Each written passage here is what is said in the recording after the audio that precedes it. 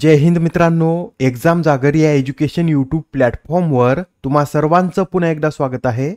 मित्रांनो, या आधीच्या सत्रामध्ये तुमच्यासाठीचा प्रश्न होता, महाराष्ट्रात कोणत्या राज्याच्या धर्तीवर मुख्यमंत्री लाडकी बहीण योजना राबवण्यात येत आहे? या प्रश्नाचं योग्य उत्तर आहे पर्याय क्रमांक 3, म्हणजेच मध्य प्रदेश या राज्याच्या धर्तीवर महाराष्ट्रात मुख्यमंत्री लाडकी बहीण योजना राबवण्यात येत आहे. ही जी योजना आहे ही अतिरिक्त अर्थसंकल्पात जाहीर करण्यात आली असून या योजनेअंतर्गत आर्थिक दुर्बल घटकातील महिलांच्या बँक खात्यात दरमहा 1500 रुपये जमा होणार आहेत. यासाठी वयाची अट काय असेल तर 21 ते 65 वयोगटातील महिला ज्यांच्या कुटुंबाचे एकूण उत्पन्न हे 2.5 लाख रुपयापेक्षा कमी आहे त्या या योजनेचा लाभ घेऊ शकणार आहेत.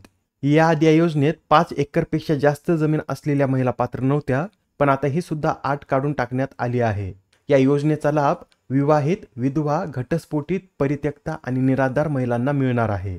आजच्या सत्राचा पहिला प्रश्न पहा. कृषी नेतृत्व पुरस्कार 2024 साठी फलोत्पादनातील सर्वोत्तम राज्य म्हणून कोणत्या राज्याला पुरस्कृत करण्यात आले? तर फलोत्पादनातील सर्वोत्तम राज्य म्हणून नागालँड या राज्याला सन्मानित करण्यात आलेला आहे. मित्रांनो, नुकतंच आपण पाहिलं होतं की कृषी नेतृत्व पुरस्कार 2024 साठी बेस्ट ॲग्रिकल्चर स्टेटचा पुरस्कार हा महाराष्ट्राला देण्यात आला आहे, तर यामधीलच बेस्ट हॉर्टिकल्चर स्टेटचा पुरस्कार नागालँडला मिळालेला आहे. इतर दोन सुद्धा पुरस्कार नोट करून घ्या. यामधील बेस्ट ॲनिमल हॅजबेंड्री स्टेटचा पुरस्कार हा हरियाणाला मिळाला आहे, तर इनोव्हेशन लीडरशिपसाठीच्या पुरस्काराने जम्मू काश्मीरला सन्मानित करण्यात आला आहे.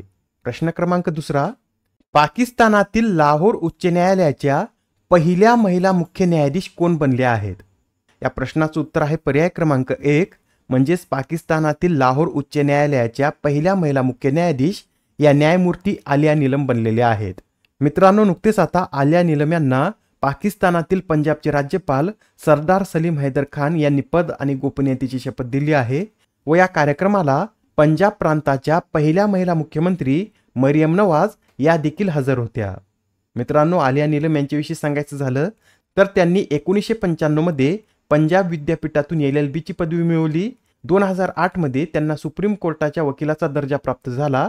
2013 मध्ये त्यांची लाहोर उच्च न्यायालयात नियुक्ती करण्यात आली, तर 2015 रोजी त्यांना लाहोर न्यायालयात स्थायी न्यायाधीश बनवण्यात आले व शेवटी आता त्याच लाहोर उच्च न्यायालयाच्या मुख्य न्यायाधीशाचं पद हे त्यांच्याकडे सोपविण्यात आलेलं आहे. याआधी सुद्धा काही महिलांची प्रथमच नियुक्ती करण्यात आली होती, ते सुद्धा आपण एकदा रिवाइज करून घेऊया.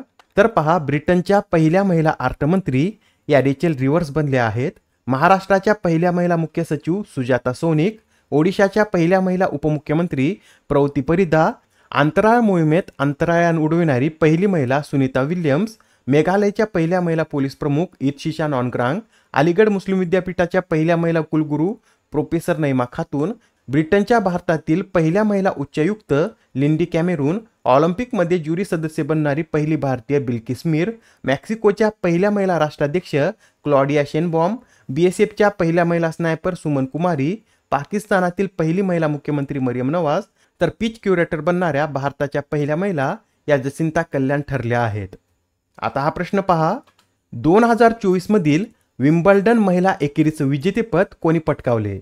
तर आता 2024 मधील विम्बल्डन महिला एकेरीचं विजेतेपद हे बार्बरा क्रेजिकोवा यांनी पटकावलेलं आहे.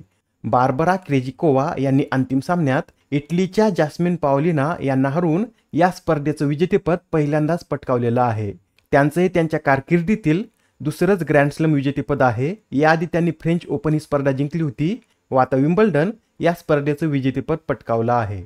बरं, त्या कोणत्या देशाच्या खेळाडू आहेत असं देखील आपल्याला विचारलं जाऊ शकतं, तर नोट करून घ्या. बार्बरा क्रेजिकोवा या चेक प्रजासत्ताक देशाच्या खेळाडू असून त्या या स्पर्धेचं विजेतेपद पटकावणाऱ्या चेक प्रजासत्ताक या देशाच्या एकूण 5व्या टेनिसपटू आहेत. बरं, या विम्बल्डन स्पर्धेतील महिला दुहेरीचं विजेतेपद कोणी पटकावलं? तर महिला दुहेरीचं विजेतेपद कॅटरीना सिनियाकोवा आणि टेलर टाउनसेंड यांनी पटकावलेलं आहे. प्रश्न क्रमांक 4, मध्य प्रदेश उच्च न्यायालयाचे मुख्य न्यायाधीश म्हणून कोणाची नियुक्ती करण्यात आली?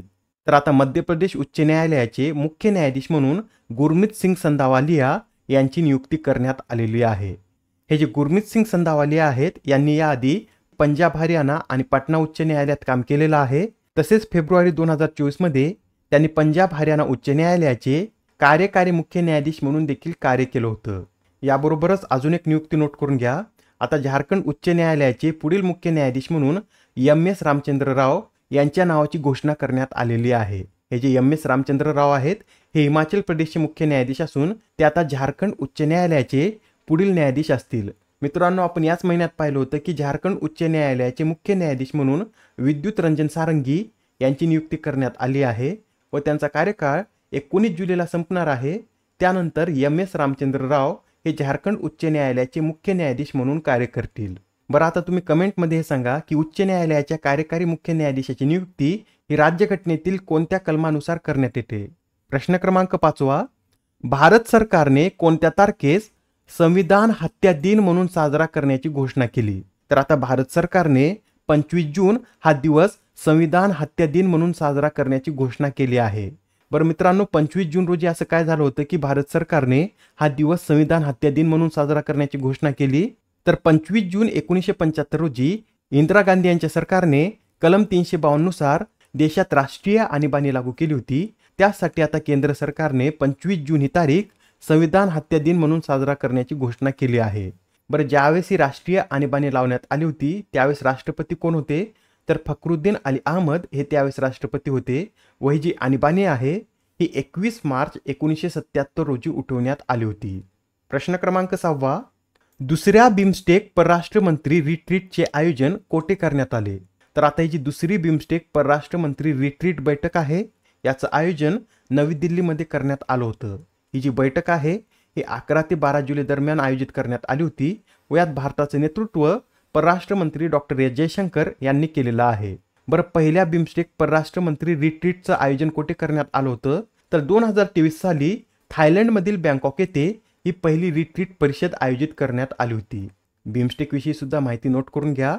बिमस्टेक म्हणजे bay of Bengal initiative for multi sectoral technical and economic cooperation याची स्थापना बँकॉक घोषणापत्राद्वारे 6 जून 1997 रोजी करण्यात आली होती. पहिली परिषद बिस्टेक या नावाने ओळखली जात असे. त्यावेळेस यात बांगलादेश, भारत, श्रीलंका व थायलंड हे देश सहभागी होते. 1997 साली यात म्यानमार सामील झाल्यानंतर हा गट बिम्स्टेक या नावाने ओळखला जाऊ लागला व 2004 मध्ये नेपाळ व भूतान या देशांचा यात समावेश झाल्यानंतर याला बिम्स्टेक असं नाव देण्यात आलेलं आहे.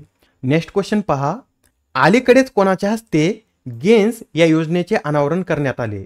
तर आता ही जी गेन्स योजना आहे याचं अनावरण संजय सेठ यांच्या हस्ते करण्यात आलेलं आहे.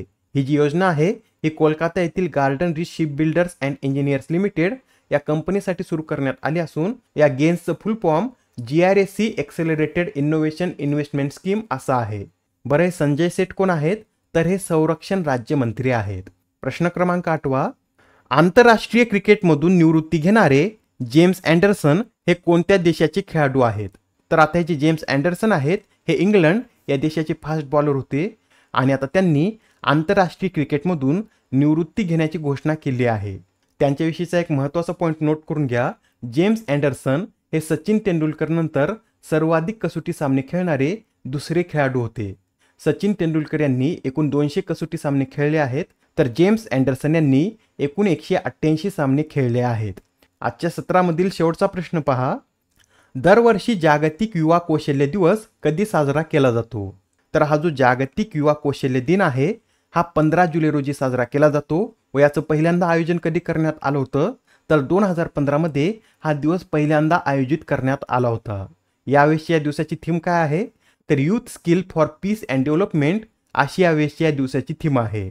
आजच्या सत्रामधील तुमच्यासाठीचा प्रश्न पहा, परदेशी लोकांसाठी परवडणाऱ्या देशांच्या यादीत खालीलपैकी कोणता देश अव्वल स्थानी आहे. आता या प्रश्नाचं उत्तर कमेंटमध्ये देण्याचा प्रयत्न करा. उत्तर चुकलं तरी काय हरकत नाही, कारण ज्यावेळेस तुम्हाला या प्रश्नाचं योग्य उत्तर माहित होतं त्यावेळेस हा प्रश्न तुमच्या दीर्घकाळापर्यंत लक्षात राहतो. तर आता पुढच्या सत्रामध्ये पुन्हा भेटूया. धन्यवाद.